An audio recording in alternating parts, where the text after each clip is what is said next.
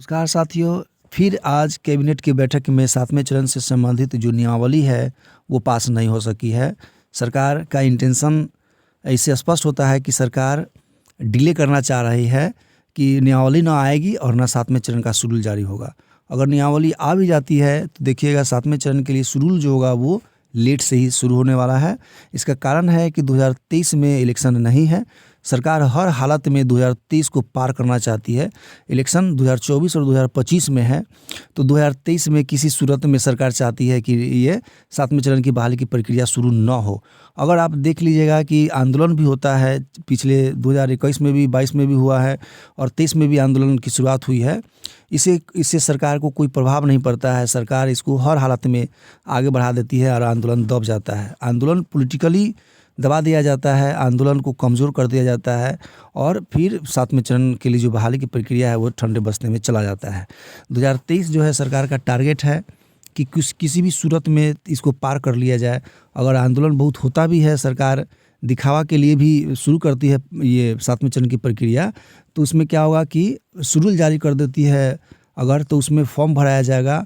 Form भराने के बाद फिर डॉक्यूमेंट वेरिफिकेशन के नाम पर या तरह तरह की जो प्रक्रियाएँ हैं उसके नाम पर ये 2023 पार करेगी और फिर वो 2024 में ही आपका कुछ होने वाला है।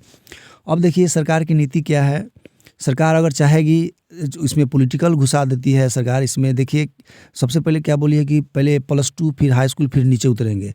तो जब एक +2 में इतना देर हो रहा है, +2 की बहाली अभी कोर्ट में मामला चल जाता है, कोर्ट में मामला चला जाता है, तो जब भी +2 की बहाली लाएगी सरकार, सोचिए कि उसमें फिर हो सकता है कि मुकदमा दायर होगा, क्योंकि मेरिट और नॉन मेरिट लिस्ट का वहाँ पर झमेला है। तो 2023 देख लीजिए, अगर +2 सरकार लाती है, फॉर्म भराएगा, फिर उसका बहाली होगा, फिर हाई स्कूल उतरेगा, फिर नीचे की ओर आएगा, फिर 1 से 5 और 6 से 8। तो सोचिए कि 2023 तो छोड़ ही दीजिए, अगर इस तरह की प्रक्रिया रहे तो 2024 के अंत में या 2025 भी टच हो सकता है। तो सरकार का टारगेट ही है कि ज़्यादा से ज़्यादा समय खींचा जाए।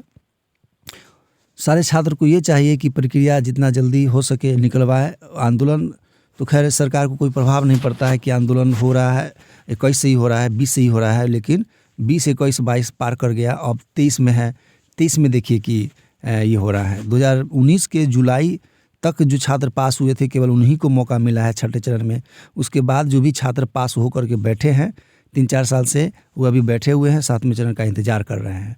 7वां चरण 2023 में आप उम्मीद कम करिए, ज्वाइनिंग का उम्मीद कम से कम कीजिएगा। अगर फॉर्म भरा भी जाता है तो डॉक्यूमेंट वेरिफिकेशन के नाम पर 23 को पार करके 24 में ले जाया जाएगा। आपको 24 में ही बहाली फाइनल ज्वाइनिंग का जो है सो 24, या डर है कि कहीं सरकार जो नीति अपनाएगी कहीं 24 पार भी न कर जाए।